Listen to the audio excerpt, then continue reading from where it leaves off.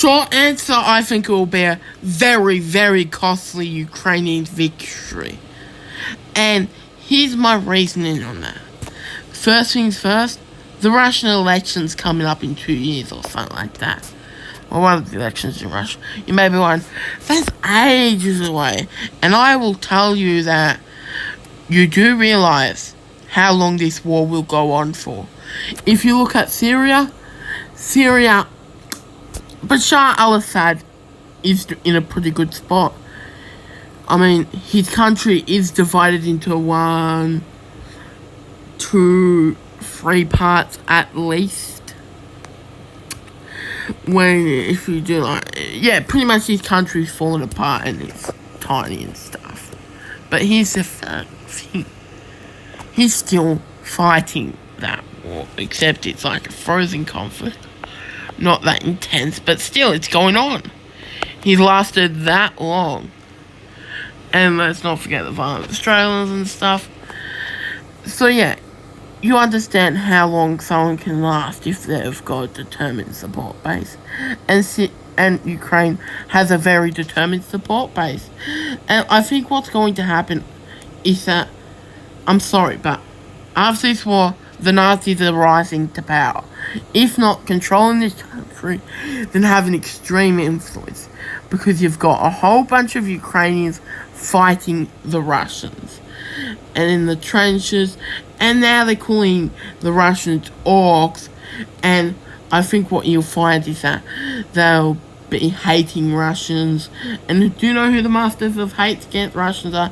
Yeah, the Nazis. So I think they'll do very well in the Ukrainian elections.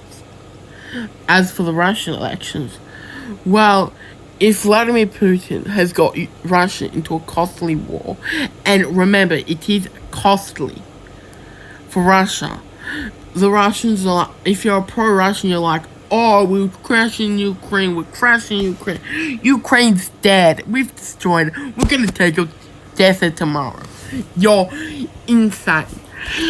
If you look at the self-reported casualties, which are reliable, and they're like, Russia's like, oh my god, Ukraine's gonna lose every minute, they're losing 200 troops today. Well, you look at casualties, 600, well, by my estimates, yeah, I've roughly estimated that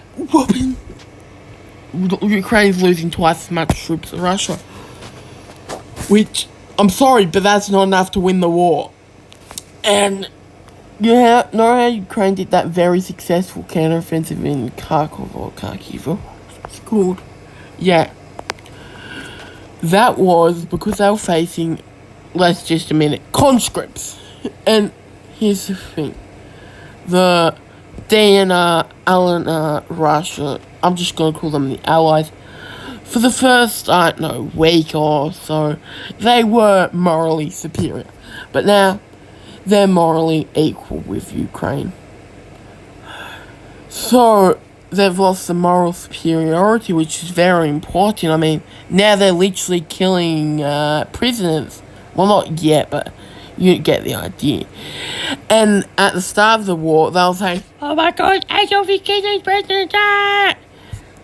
Yeah, pretty much. So, yeah, so they're not better. And they keep, propaganda is that Ukraine is destroying the bridge. And then the next day there's reports that Russia's in there. And they claim that Ukraine destroyed it so the people in Severodonetsk can't retreat.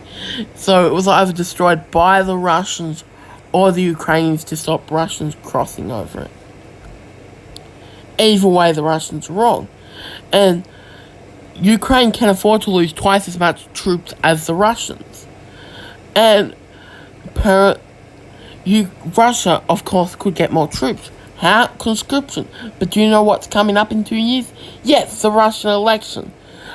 And if Vladimir Putin enters conscription, then he's going to lose the... Well, not... Russia already has conscription, but sending them to war. He will lose his election. No doubt. If I was the opposition, I would be saying Vladimir Putin invaded Ukraine thought he could get away with a 2-week battle. No, a 1 week. Rolling, take over Ukraine, go out and have a glorious victory day. Now he's got us into 2 years of bloody and death, and he was supposed to save the people of Donetsk, who he's now killed heaps of them because he conscripted them, sent them to the front, and they all got killed. And now the people he came in to try and save are all dead. He's sending us to be killed in his war to protect the people he killed. Yeah, so, yeah, that is how you lose an election if you're Vladimir Putin. So, Russia will not enter sending conscripts. And anyway, he's been going on like how it's a special military operation and stuff, and arresting people if they say it's a war and stuff. And remember, Ukraine's no better. That's why I say they've lost the moral superiority. So yeah, and he's turned Russia into Russia into a Chinese client state, pretty much saying, so then you're opposite. Pretty much he's not sending conscripts, and Ukraine has endless manpower. So Ukraine can afford to lose 100,000 men killed. And that's not even talking about injured. Because they're getting a 1 million man army. So, yeah, that's why I think Ukraine's going to win, because democracy. Of course, you could say Vladimir Putin will rig the elections and stuff, okay, if he does that, okay. Ukraine's still not going to lose. Well, they'll still be surviving, and it'll be like an intense bloody war, and that, I don't know, Vladimir Putin quite old and stuff. Pretty much for the last 10 years, Vladimir Putin. He'll still be alive, but 10-year war, I think there could be a coup, or people would just get fed up and tired. So yeah, Ukraine's doing a good job at sitting in trenches, and that is all.